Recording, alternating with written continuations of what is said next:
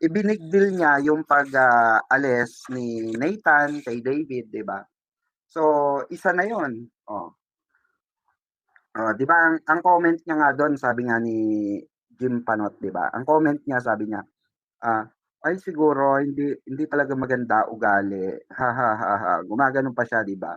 Oh, na kesyo parang baka raw pangit ang ugali ni David, 'di ba? 'Yun yung sinasabi niya nung panahon na kasagsagan na umalis nga, nag-unfollowan si Nathan at si David, 'di ba? So, ano siya, alam niyo 'yun, siya talaga yung gumagawa ng kapamaraanan para i-bash siya. Siya yung gumagawa ng kapamaraanan para ayawan siya ng tao, 'di ba? Oh, tulad nito, may papakita ako sa inyong video, na kung saan hinagilap pa niya, ewan ko sino nagpasa sa kanya, pero pakinggan natin 'to. So actually, at si Jameson Blake nila Oh, guys. ayan na. At si Jameson Blake nga ay naka-brief dun sa Bench Fashion Week, di ba? Mm. Grabe. Well, anyway, tapos na yung sa kanila ni Barbie, yung kanilang fan service. Ah, Anyway, oh, 'di ba? Sa kanya mismo nanggaling. Well, tapos naman na yung fan service kasi nasoplak natin siya. 'Di ba, na-soft lock natin siya na sinabi ko nga from the very start na alam ko na istorya niyan, alam ko na yung gagawin nila diyan, alam kong fan service 'yan. Pero sila, especially si Jim, sila Pinote, sila yung nag-trigger sa mga Barda fans na ano po, na mawala sa sirkulasyon ng totoong istorya. So sila yung nag-influence sa mga tao na maniwalang may Barson in real life.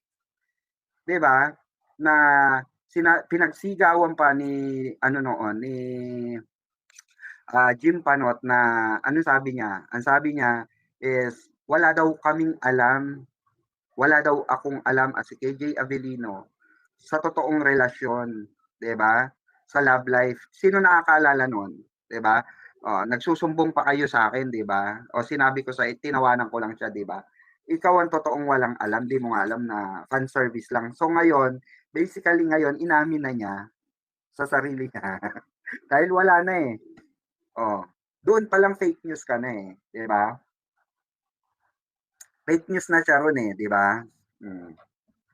Doon pa lang mga kabarda, halata na natin kung alam nyo na agad kung sino yung talagang literal na fake news peddler, 'di ba? Mm. So eto na nga. Tuloy natin. ito nga na-discover namin sa YouTube. Oh, ayan. Hindi lang pala Ayan. sa Barda gumagawa ng fake news si Pikwa, pati pala sa sa Mm. mga ibang bagay, 'di ba? Mm. Yung isa niyang vlog kasi eto sabi nung isang babae sa YouTube. Sa isa ko raw vlog, which is dun daw sa ano ko, isa kong channel. So pakinggan natin, de-debunk natin 'to. Creator to babae, sabi niya, Ah. Papa, saan ang Posas at Subpina? Puro fake news ka. Carlito Magkulang. Yun pala yung tunay na pangalan ni Pikwa, no? Huwag tularan. So nagulat nga kami nung nakita namin to. So grabe ang galit ng babae kay Pikwa sa paggawa ni Pikwa ng fake news. Kaya pala yung naatim ni Pikwa na magsinwaling tungkol sa Barda, yun pala talagang magsisinwaling pala talaga yung vlog niya, no? Grabe. Okay, ito panoorin natin yung pag-rant. Sabi niya, sinungaling daw, pagsisinungaling daw talaga yung mga vlog ko. Pero hindi niya pa napatunayan, 'di ba? Hindi niya napatunayan at all, 'di ba? Kasi ganito 'yan eh. For example, may nag-rant sa'yo na isang tao. Fake news ka, fake news ka. Kailangan mong patunayan na fake news ka eh. Tama, mali. 'Di ba? Kailangan mong patunayan bakit fake news eh. Kagaya nito, Jim. Napatunayan ko na fake news ka sa mga manonood natin, sa mga nanonood sa akin, 'di ba? Kasi inamin mo sa sarili mo na yung sinabi mo dati na may relasyon si Barbie at si Jameson, binabawi mo ngayon. 'Di ba? So meaning to say, pinatunayan mo na ikaw talaga ang fake news. Okay? So basically, itong ano na ito papaliwanag ko tong video na ito. Yung nakita nila. Eto po, ayan Ma'am Myra Katanyag, shout out po. Salamat po ayan sa inyong pa-GCash palipad para ano, ayan para bukas po no, bukas. Ayan, salamat po. Thank you po. So basically, etong ipapaliwanag ko 'tong, nakalap nilang video.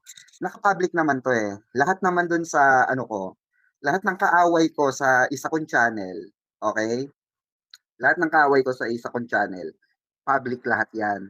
Yung mga tira sa'kin dun sa isa kong channel, oo, ano na yon, naka-public 'yan kahit sa Facebook makikita niyo ako. Maraming tumitira sa'kin sa Facebook, maraming nagsasabi fake news ako, ganyan. Hindi lang si Jim, marami, okey, marami.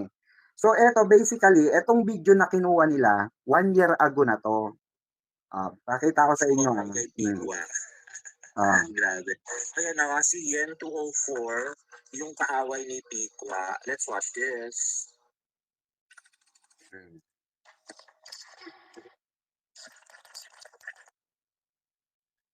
Topic pa, nasaan ka na? Nasaan na yung pustas mo? Nandito na ako sa Pilipinas. Dumaan sa immigration, dumaan sa custom. Sana yung pustas mo, punta ka dito. Fake news ka talaga. Welcome to the Philippines. Yung sabi nila na, ano po, na takas daw po. Ayan, ipaliwanag ko kasi medyo mahaba 'tong video. Maubos ang oras natin. Eto makikita nyo rito, ayan naka-tag ako diyan, naka-tag ako. Ayan, ayan, Pikwa, Saan ang Posas at Subpina. Puro fake news, Carlito Magkulang, 1 year ago. Okay? So ayan, etong babae na 'to mga kabarda. Oo. Eto po ay humingi sa akin ng tulong before. Before 'to. Nasa community pa ako ng Kalingap. Sino nanonood ng Kalingap dito? Kalabal Santos, kila kay Rina Mimay. Rina Mimay, tinulungan ko kasi Rina Mimay. Ngayon, syempre nakasama ko 'tong mga 'to. So, meaning to say may mga grupo-grupo sila. So, hanggang sa noon, umano siya, lumawak yung issue hanggang sa nagkasuhan. Tinulungan ko yung magulang ni Reyna Mimay na magkakaso. Lumapit kasi sa akin, humingi ng tulong. So, to make it short, okay? So, hindi kami nagkasundo nito. Hindi kami nagkasundo nitong babae na ito. So, ngayon, may nag-file sa kanya ng kaso, multiple cyber libel. Wala din mukha 'to that time. Eto, kung makikita niyo do'n sa video, wala talaga siya, hindi siya nagpapakita. Pero ngayon nagpapakita na siya nung umalis na ako. Kasi ang istorya niyan, kaya galit na galit siya sa'kin, hinalungkat ko yung buhay niya.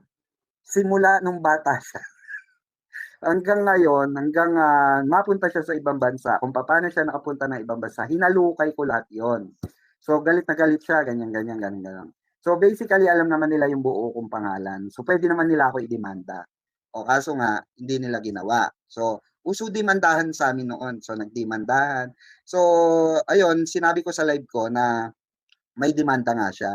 So pagka releasean siya ng warrant, yun yung pagkakasabi ko. 'Pag na-releasean siya ng warrant, may tendency na damputin na siya doon pa lang sa immigration.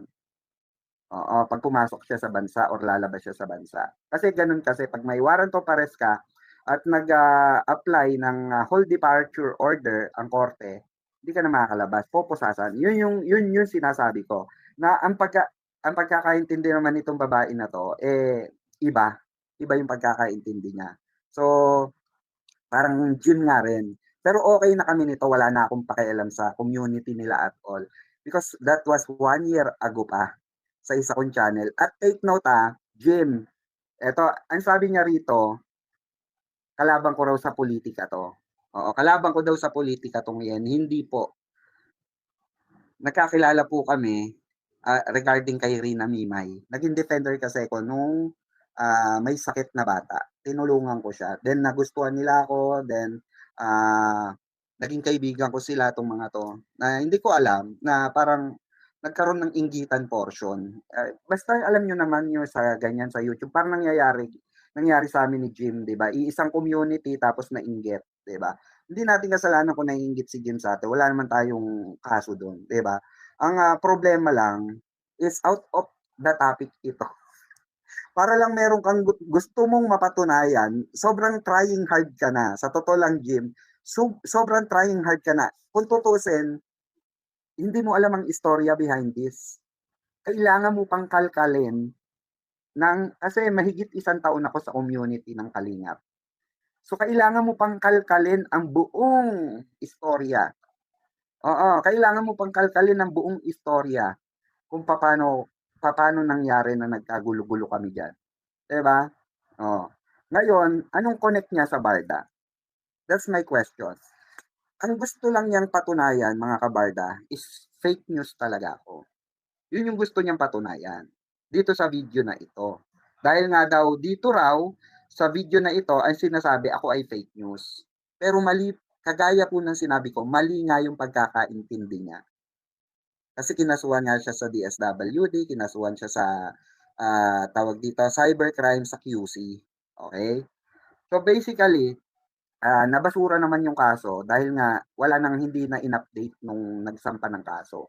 So nasayang lang din ang oras ko. So ganun yung istorya nun. Okay, mahabang istorya yon.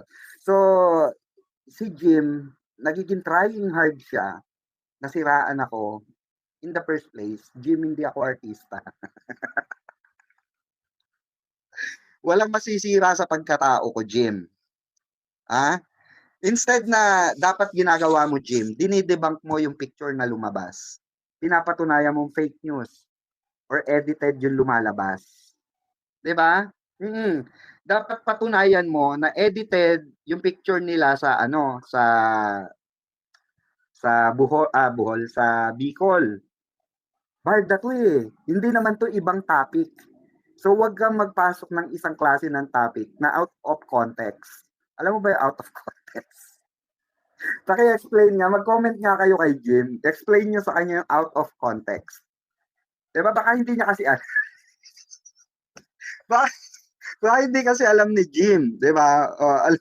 Alam nyo naman si Jim, medyo may pagkakulang-kulang yan. Diba? So, tayo na lang ang mag-adjust. Diba? So, hindi ko maintindihan. Dahil lang sa point, gusto niya ma-pinpoint sa inyo, no? Makuha yung simpatya niya na ako ay fake news. Nagkalkal pa siya ng isang video na hindi niya alam ang istorya behind that. Diba? Hindi nga niya alam kung paano ako nasabihan na fake news nito eh. Hindi nga niya alam paano kami nagkaaway nito. Hindi nga niya alam bakit ko iniwan tong mga to.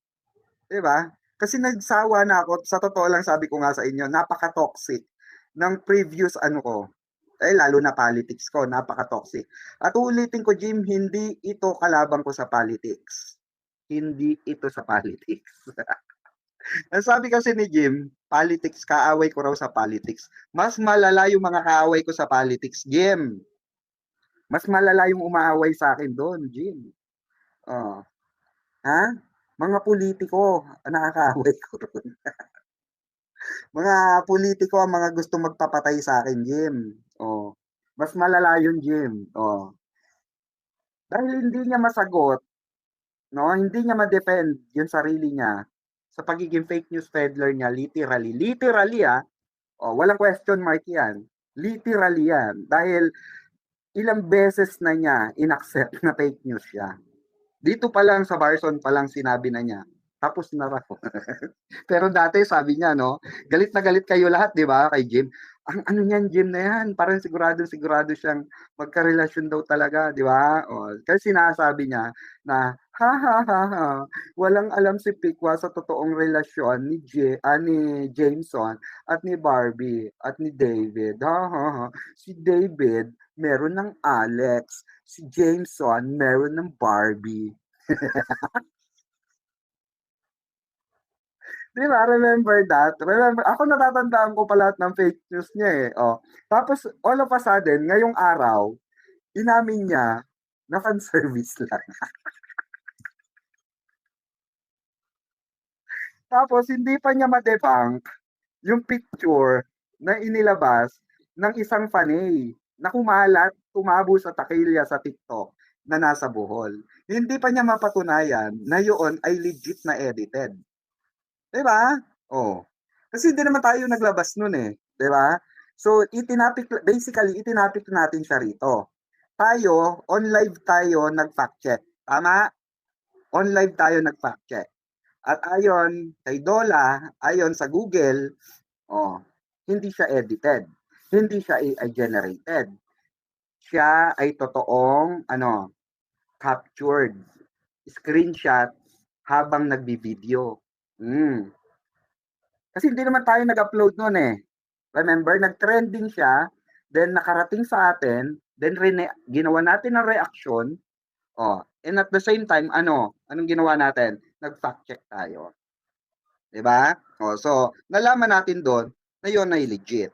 And at the same time, kahapon, naibalita ko nga dito sa live ko, na may nagtanong na isang friend natin, kay Donato, na kung sila daw 'yon. Kayo ba to? Sabing gano'n.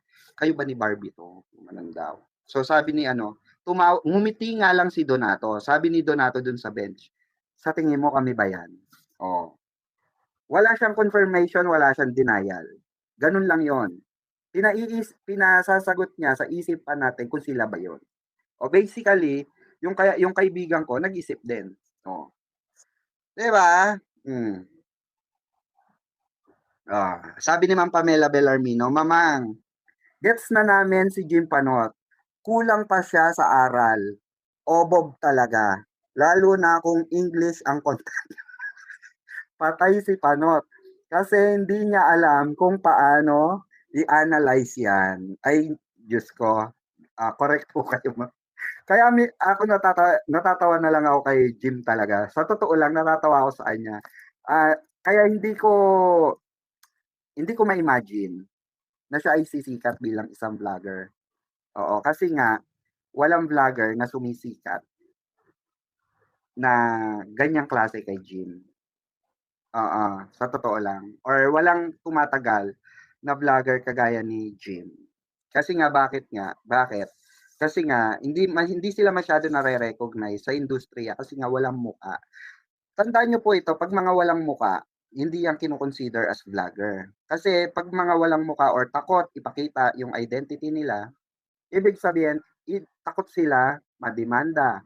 Takot sila mabash physically. Takot silang may masabi ang ibang tao sa kanila. Tapos, ang advantage nun, madali lang sila makapag-bash.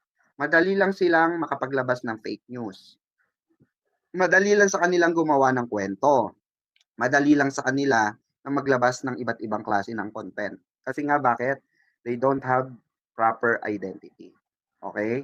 Wala silang maayos na inilalathala. Unlike natin, handa tayong malaman ng publiko yung buong pangalan natin. Handa tayo na malaman ng publiko kung saan tayo nakatira. Handa tayo na malaman ng publiko kung anong itsura pagkatao natin. Because that is part of being social media influencer. Okay? So, kung hindi mo nagigets yon, Jim, hindi na namin problema yon. Hindi na namin problema. Alam mo, Jim, kahit sandamakmak na video pa ang kunin mo sa mga kalabang ko before, walang connect dito yon.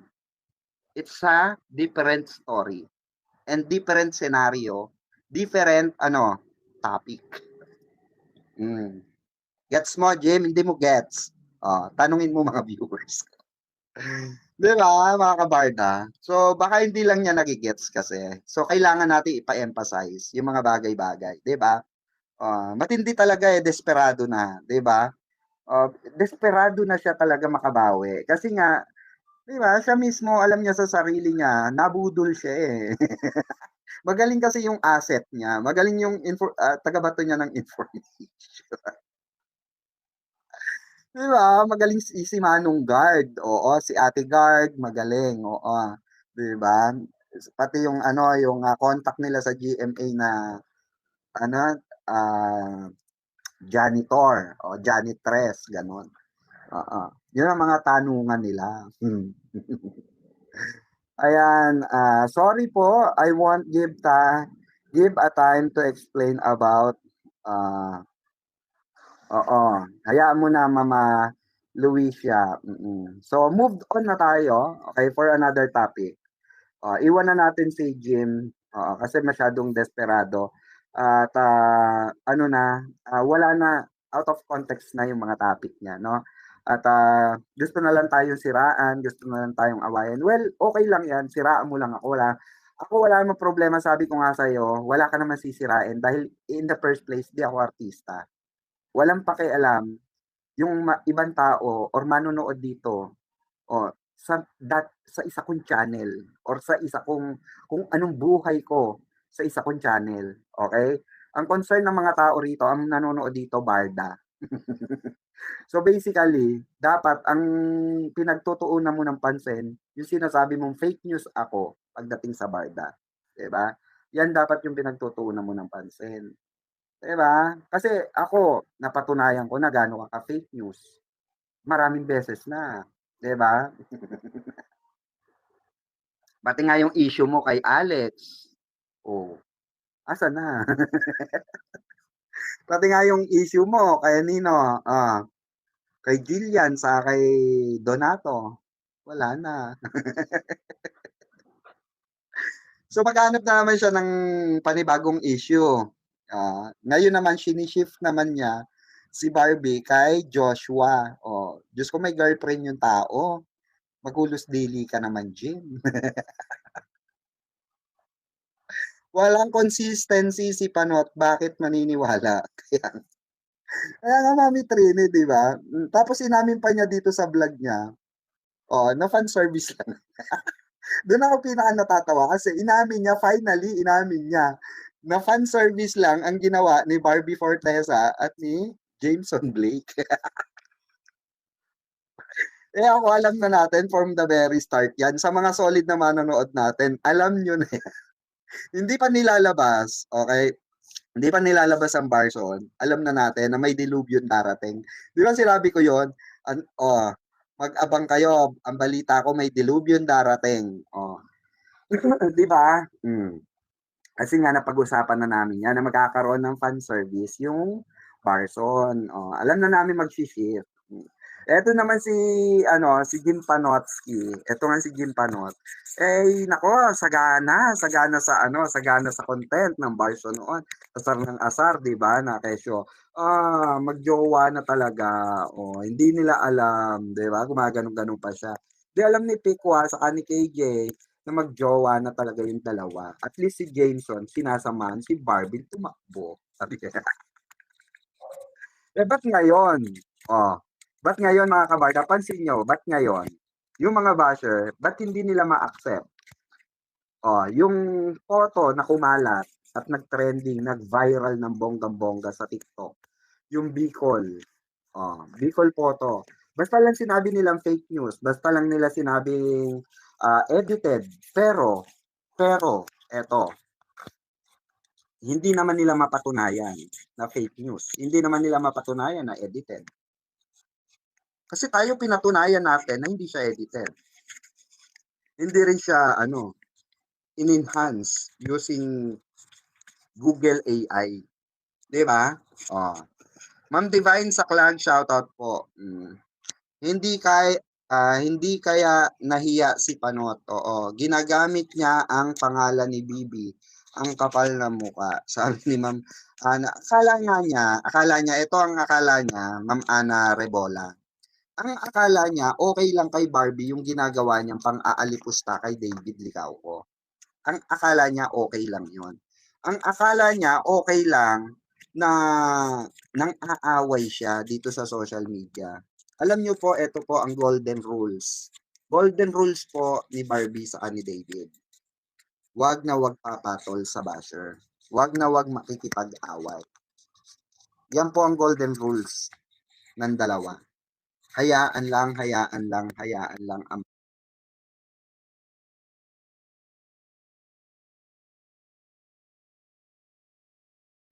Yan po yung kanilang abiso, kabilin-bilinan ni Barbie at ni David. 'Di ba? Kaya itong ginagawa ng mga bashers ay na po ito, no? Mga desperate moves na po ito. Kaya nga sabi ko sa inyo, diyan nabubuhay yan. May kasabihan nga tayo, kung saan ka nabubuhay, diyan ka mamamatay, 'di ba? So darating din ang panahon na kakabash nila ng kakabash or diyan din sila masasakote or yan din ang ikakapahamak nila. Maniwala kayo. Kasi may yan may karma yan. Hindi man ngayon ang karma niyan. Ako naniniwala ako ang balik niyan sa mga mahal mo sa buhay. Oo. Hindi man ngayon may mga ganun minsan Hindi ikaw ang tinatamaan ng karma, pero ang tinatamaan yung kapamilya mo, 'di ba? So, antayin natin, 'di ba, na na sila ang tamaan kasi sila naman ang kakarma yun 'di ba? O merong ang diyan na iba diyan na grabe mag-rant sa social media. Tapos mababalitaan mo na lang, 'di ba? Nasa gasaan, bigla na lang nawala, 'di ba? Ganun talaga. Kaya nga po, correct Ma'am Ana Rebola. So eto na nga mga kabarda. Eto ang balita natin. Wait lang ha. Search ko lang. Eto nga ay ang balita natin talagang super. Ito, wait lang. Sobrang nagtre-trending ulit. Sobrang nagtre-trending ulit ang hashtag Barda. Sobrang nagtre-trending ulit ang hashtag Barda. Imagine that mga kabarda natin. Imagine that, na hindi natin inaakala muli, 'di ba? Na sa paglabas muli ng MKay na i-stream sa GMA, 'di ba? Ay magba-viral agad-agad ang hashtag Barda at ang hashtag MKay 2.0. At yan nga po ang talagang pinag-uusapan ngayon sa TikTok, maging sa X, 'di ba? Lalo na sa Facebook. Pagka sinearch mo ang hashtag Barda ay nasa trending list po, mga kabarda. Nasa trending list tayo. Palakpakan naman natin. Palakpakan naman natin ang ating mga kabarda. Diyan, di ba? Kasamahan natin sa Barda. Hello, Sis Rockwell. Ako natutuwa ako kasi finally nagbubunga yung ating Alam nyo ba, nakakala nyo tayo lang ang natutuwa? Of course, lalo-lalo na si Ginoo at si Barbie.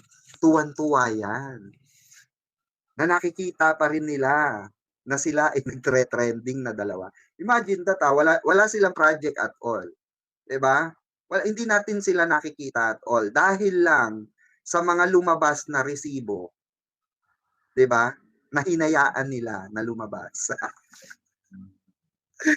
'Di ba? Kinikilig ako. Ano ba 'yan? Na hinayaan nilang lumabas, 'di ba? Bumalik ang trending ng hashtag Barda natin. Madam P, parang hindi na po natuloy yung kay Enchong D with Barbie. Ay, wala pa po akong dyan Ay, oo nga pala, meron pa pala yun, di ba, Ma'am Zara? Sige po, alamin ko yan. Magchichika tayo dyan. Alamin ko yung balita niya. Kailan ba ako may schedule? Next week may schedule ako So, dadaan ako sa, sa mga source natin. Kung sino man nakakaalam ng kwento na yan. Di ba? No, yes, Ma'am Lucia. Cheers. Habang ako'y nagtsatsaan ng Lipton. Cheers tayo mga kabarda dahil napakasaya ko.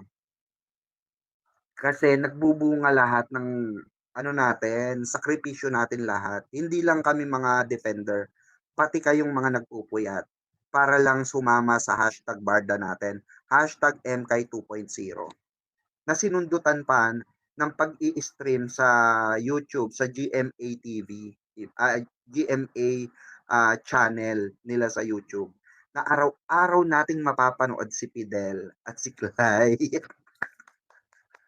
Sabi ko nga sa inyo, maybe this kind of trial, siguro ito yung basis na gagawin ng GMA sa sa atin, na baka maisipan na nila na ituloy na yung MK 2.0. Malaking factor kasi ito na makita nila, no? Ito, pag sinearch mo agad, tingnan mo, hashtag Barda, trending on the list, Oy, Jim, yung Barda namin, namamayag. Namamayag pag, Ay, mga basher, tingnan, namamayag pag, Oo. Di ba, namamayag pag ang aming Barda. Ang saya-saya naman namin dito sa Barda, di ba? Kasi nga, no, may tendency, malaki ang tendency. Ito na pag-usapan din namin ito magkaibigan. Hindi ko naman sinasabi na babalik agad ang gagawin agad ang 2.0. Malaking factor kasi. Ito mga kabarda, ulitin natin to. Ilang beses na natin nasabi to. Malaking factor po yung nakikita ng network, yung hashtag.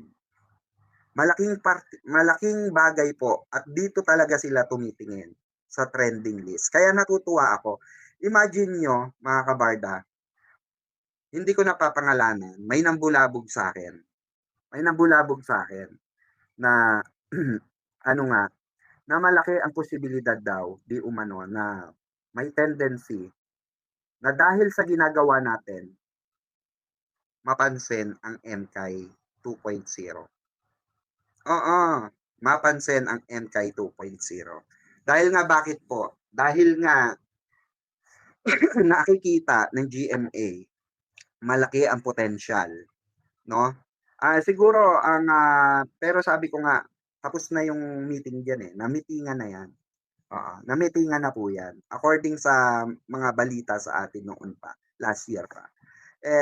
Napag-meetingan na 'yan. So, proper timing na lang ang aantayin natin regarding on that matter. So, kung ano man 'yon, kung ano man yung plano, 'di ba? Sila nang bahala diyan. 'Di ba? Sila nang bahala diyan. Hindi naman tayo nag-i-invest diyan. Pero na-appreciate ko na kahit paano naririnig tayo. 'Di ba? Naririnig tayo. Opo, yan po. Yan po yung opo, pwede po pagsendan ng text yan. Mama, Lucela. Lucel ba? Lucela, opo. Ma'am Lucela, opo. Pwede pong mag-message kayo dyan. Dyan sa GCash number natin. Nakaka-receive po ng text yan. Ayan. Salamat po, Ma'am Lucela. Ay, nandito pala si Ma'am Allison. Okay na yung kina Enchong at Barbie. Tapos na yon at schedule for release in December. Title, Paskong Pinoy. Sabi ni Allison. Tapos na raw. Ayan, nasagot na ha ni Ma'am Allison. Mamang, tapos na ang shooting ni na Enchong sa December ang showing sa Netflix. Sabi ni Mami Trini. Ayan na, nasagot na po, Ma'am Zara. Masaya ako, mamang, sabi ni Ma'am Ana Rebola. Wow, Barda. Oo.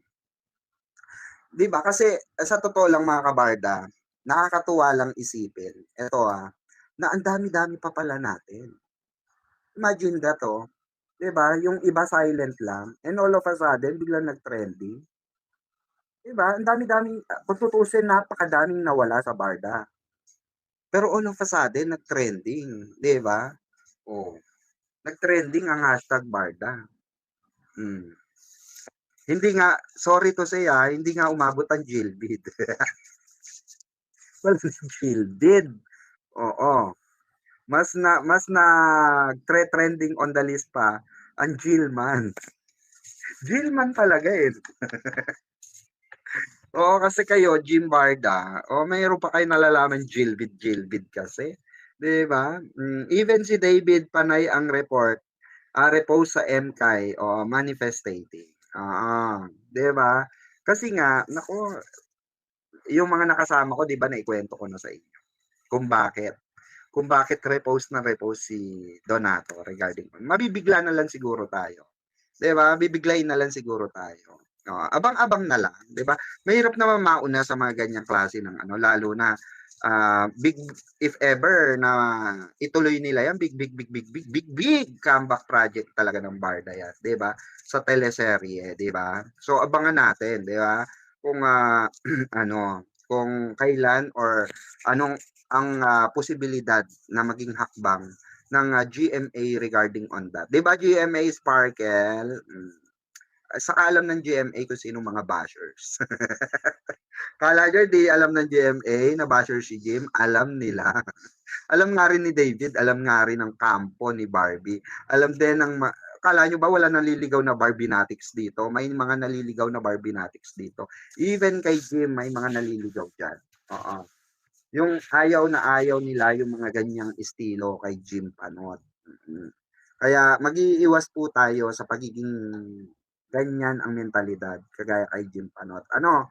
Dahil masarap mabuhay nang wala kang kaaway. Masarap mabuhay ng okay ka lang, normal. Kung ayaw sa'yo, that's it, 'di ba? Kung gusto sa'yo, magpasalamat ka. Ganun lang ang buhay, no? Yes or no lang. O, choices lang 'yan, yes or no. Kanan, kaliwa, 'di ba? Yun lang ang pamimilian natin, kanan, kaliwa, yes or no. Ganun lang. 'Di ba? Kung ayaw, di wag. Kung gusto, magpasalamat ka, i-appreciate mo. Kagaya ng ginagawa ni Donato sa atin. Ay, speaking eto nag-viral din to. Nag-viral din to. Bumalik na ang numero 28. Ang daming kinikilig ang daming kinikilig doon sa 28. Bakit ba kayo kinikilig sa 28? Nagtanong pa ako. Samantalang kinikilig din ako sa 28. Bakit nga ba tayo kinikilig sa 28? Kasi si Barbie rin kinikilig sa 28.